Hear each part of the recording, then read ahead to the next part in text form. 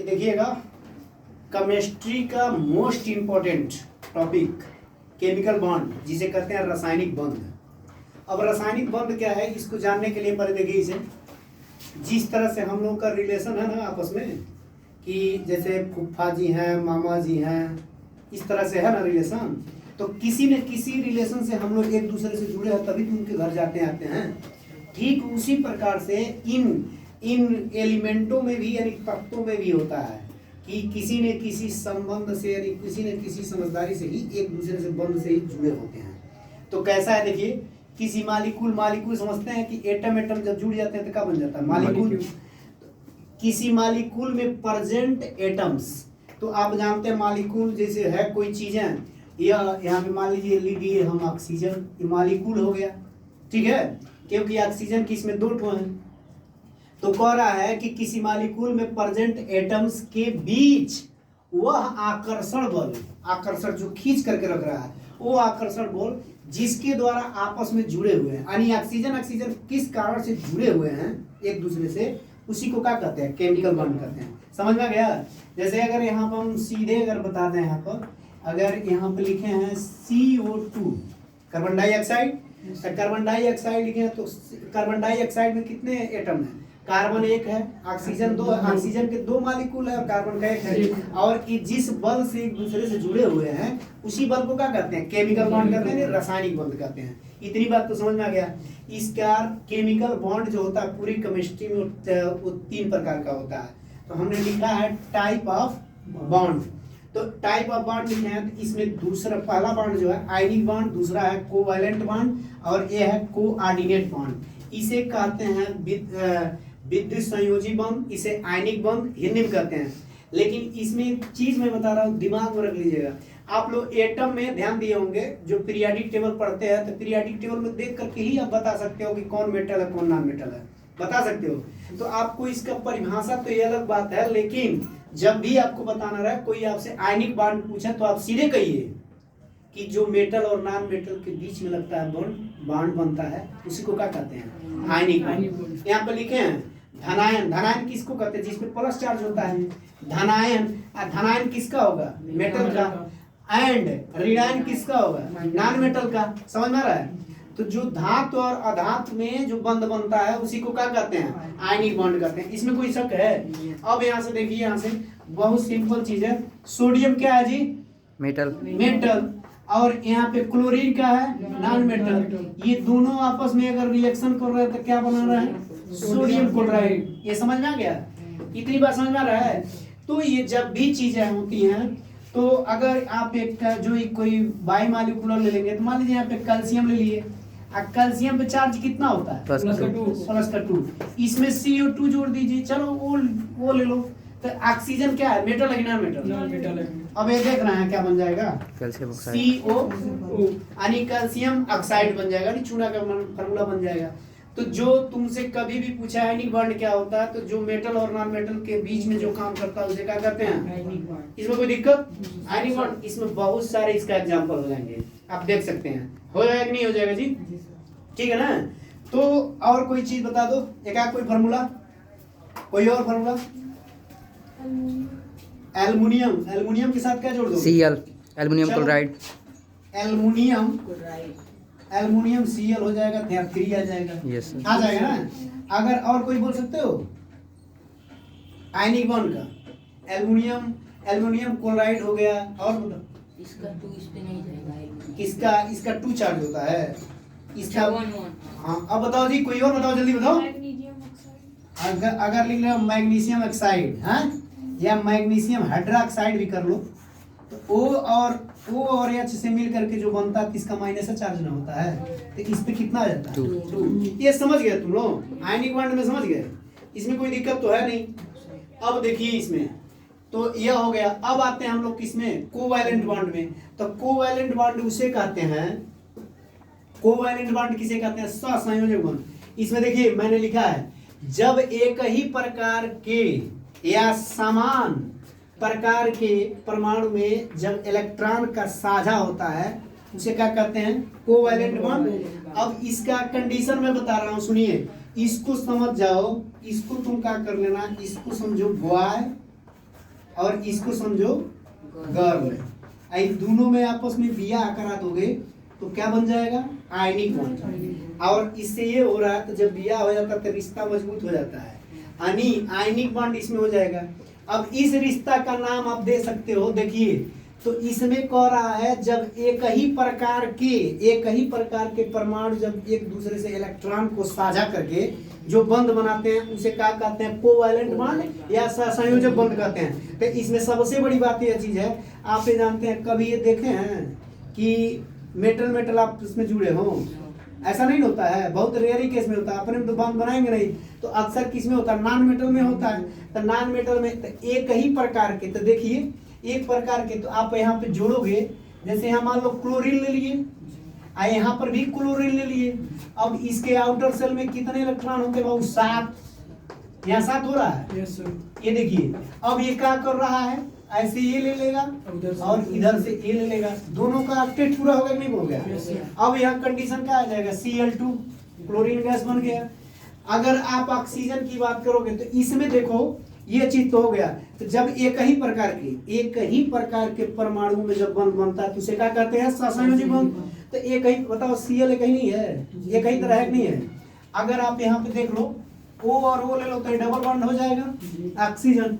अगर यहीं पे ले लो, ये देखो, समझ में आ रहा है? इसमें कोई दिक्कत? ठीक है। तो देखिए ऑक्सीजन नाइट्रोजन और यहाँ पे क्लोरीन। तो जब ये कई तरह के परमाणुओं में जो बंध बनता है उसे क्या कहते हैं? उपसहसंयोजी बंध। क्या चीज? सहसंयोजी बंध। इसे क्या कहते हैं अंग्रेजी में? Covalent bond. ये समझ में आ रहा है इतनी बात? तो इसमें देखो तो ये 3 प्रकार का होता है। क्या प्रकार का? 3 प्रकार का। जितने इलेक्ट्रॉन शेयर करेगा उतने बॉन्ड बनेंगे। जैसे आप अगर अब देखोगे क्लोरीन के बीच में एक इलेक्ट्रॉन का शेयरिंग हुआ है, इसमें सिंगल बॉन्ड बन जाएगा। और इसमें 2 इलेक्ट्रॉन का शेयरिंग होता है तो ये डबल बॉन्ड हो गया, R0, उसमें ट्रिपल हो जाएगा। इसमें कोई दिक्कत? समझ में आ गया? तो इसी में होता है। और सिंगल बॉन्ड को क्या कहते हैं? Sigma bond. क्या कहते हैं? सिग्मा। और डबल बॉन्ड को पाई। और डबल बॉन्ड और ट्रिपल बॉन्ड को क्या कहते हैं? पाई बॉन्ड कहते हैं। इसमें तो जानते हैं आप, इसमें कोई दिक्कत है नहीं। समझ में आ रहा है? तो आप किस तरह बताओगे? आयनिक बॉन्ड के बारे में बताओगे तो अब इसको तुम नाम दे दो सहेली बना दो। यानी यहाँ पे जब हम क्या बताए हैं, नॉन मेटल को गर्ल बनाया तो गर्ल जुड़ेगी तो क्या बनेगी? सहेली। यानी ये रिश्ता कभी भी टूट सकता है। यानी आप बता सकते हो कि ये आयनिक बॉन्ड से कमजोर होता है। कौन? Covalent bond. समझ में आ रहा है? कौन लड़की किसी को अपन सहेली खिलाए देगी ना, झगड़ा बड़ा होगा तो मांग लेगी, फट से हम तुमको खिलाए थे। ये बात समझ में आ रहा है? तो इसमें एक कंडीशन समझ में आया। तो जब एक ही प्रकार के परमाणु में बंध जो बंध बनता है उसे क्या कहते हैं? अब आ जाते हैं हम इस पर, उपसहसंयोजी। इसका आप ये कहीं चीज लिख दिया रहे, इसका एहसान नाम दीजिए। एहसान। आप कहीं पार्टी उटी जाते हो खाने होने तो कुछ खाते होते हो तो देखते हो बैठे, तब तक बेचारा कुत्ता धीरे धीरे करते करते पैर के नीचे आ जाता है। तो आप तो क्या करोगे? आप तो खा ही लो, मांग ही सकते हो, एक आध पीस उसको गिरा दो वो भी खा लेगा। तो इसका नाम दिए थे आप क्या चीज? शादी। इसका सहेली, इसका एहसान। इसका एहसान का मतलब यह हुआ कि इसमें एक ही परमाणु क्या करता है? इलेक्ट्रॉन को डोनेट करता है। समझ में आ गया?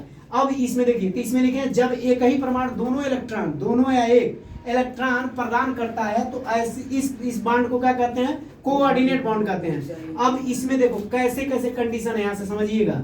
यहाँ पर हमने अब यहाँ पे सल्फर ले लिया, यहाँ पर हमने क्या ले लिया? ऑक्सीजन। यहाँ पर भी क्या ले लिया? ऑक्सीजन। इसमें देखिए सल्फर के आउटर मोस्ट शेल में कितने इलेक्ट्रॉन होते हैं? 6। कितने होते हैं? 6। कितने होते हैं? 6 होते हैं ना? समझ में आ रहा है? तो 6 जब होते हैं, यहाँ पर देखिए ये दोनों तो, और यहाँ पर देखिए इसको देखिए, ये तो क्या कर लिया, इससे क्या कर लिया? ले लिया, ऐसे ले लिया, इसका ऑक्टेट पूरा हो गया। और एक बात और दिमाग में रखना, इसमें ऑक्टेट रूल हमेशा पूरा नहीं होता, कंप्लीट नहीं रहता है। अब यहाँ से देखिए कंडीशन देखिए, अब इसने ये ले लिया, यहाँ से इसका ले लिया ना? Yes sir. लेकिन ये बताइए जब इसका 2 6 हो जा रहा है, 2 ये ले रहा है, इसका 8 हो जा रहा है। अब इसका क्या होगा भाई? अब ए वाला क्या कह रहा है कि हम कैसे क्या करें? हम क्या करें भाई, तो इसको क्या करता है, ये तो अपने यूज में दो ही इलेक्ट्रॉन यूज किया है, ये 2 इलेक्ट्रॉन इसको दिया है, तो जो इलेक्ट्रॉन इसके पास बचा है ये कहता है कि भाई ले लो। क्या करता है, इस बॉन्ड को यहाँ रख करके और यहाँ पर रख करके इसको तीर के निशान से दिखाते हैं, प्रदर्शित करते हैं, और ये बन जाता है ऐसे। कैसे, यहाँ से ऐसे आ जाएगा, समझ रहे हैं, तो ऐसे बन जाएगा, ठीक है। तो ये देखिए, जब ये तीर का निशान लग जाएगा तो तीर का निशान लगने का मतलब ये हो जाएगा कि यह क्या कर दिया, अपना 2 इलेक्ट्रॉन को दे दिया। तो देखिए 2 2 4 2 6 और 2 8 8, और हमेशा कोऑर्डिनेट बॉन्ड को हमेशा हम दिखाते हैं एरो के चिन्ह से। किससे? एरो के चिन्ह से। समझ में आ रहा जी? तो जब एक कौन कैसा एटम है, सेंट्रल एटम है। सेंट्रल एटम का मतलब नहीं समझ रहा है, देखो यहाँ से, जैसे H2O है ना, H2O है, तो इसमें सेंट्रल एटम कौन होगा, ऑक्सीजन, क्योंकि यहाँ पे हाइड्रोजन। और ऐसे हम हैं, ऐसे हाथ कर रहे हैं, तो हाथ ऐसे कर रहे हैं, तो हमसे एक ये जुड़ा और एक ये जुड़ा, तो महीन बीच का होगा। उसी तरह ऑक्सीजन के भी साथ ऐसा है। तो इसमें का सेंट्रल एटम क्या होता है, सल्फर है। और यहाँ पर देखिए, जब एक ही परमाणु दोनों इलेक्ट्रॉन को दे, जब एक ही परमाणु, इसमें बताइए इसके साथ इसका कुछ गया है, नहीं गया है, इसके लिए भी पूर्ति कौन किया है, सल्फर। तो हम इसके लिए क्या करेंगे, तो इसको अगर बनाते हो तो ऐसे बनाओगे, ऐसे करके ऐसे डबल बॉन्ड लगा दोगे, और यहाँ से क्या लगा दोगे। समझ में आया बाबू? ये कंडीशन समझ में आ गया। H2SO4 में देखिए, तो H2SO4 में देखेंगे तो इसमें क्या करेंगे, यहाँ पर देखिए एक कंडीशन देखिए, यह देखिए, तो इसमें क्या कर देंगे, यहाँ पर अगर आप हाइड्रोजन को लगा दे रहे हो, यहाँ लगाओगे ऐसे, यहाँ लगा दोगे, लगाओगे ना, और यहाँ पर ये लगा दिए, तो यहाँ पर ये लगा दिए, तो इसकी कंडीशनली, इसकी टेंडेंसी जो है, यहाँ से ये पूर्ति हो गई इसकी, और यहाँ से कंडीशन ये कर लिया, समझ में आ रहा है, और यहाँ से ये कर लिया, और यहाँ से ये ले लिया, लिया ना, ये हो गया। अब यहाँ से क्या हुआ, इसके पास, सल्फर के पास कितने इलेक्ट्रॉन हैं, 6। तो यहाँ से क्या कर लिया, यहाँ से क्या कर लिया, एक यहाँ और एक ये देख रहे हो, और इस पे एक यहाँ लगा लिया, तो इसके भी बीच में, तो इसको तो ये करेगा तो ये कर लेगा, लेकिन यहाँ पर जो करेगा, यहाँ पर देखिए, ये दोनों को जोड़ लेगा, तब अपने किससे जोड़ लेगा, समझिए भाई, एक इलेक्ट्रॉन इनको दिया, एक इलेक्ट्रॉन सल्फर ने इनको दिया, एक इलेक्ट्रॉन सल्फर ने अपना इनको दिया, और ऑक्सीजन ने एक इलेक्ट्रॉन अपना हाइड्रोजन से ले लिया। यहाँ ऑक्सीजन एक इलेक्ट्रॉन किससे ले लिया, हाइड्रोजन से। ये दोनों सेटिस्फाइड हो गए।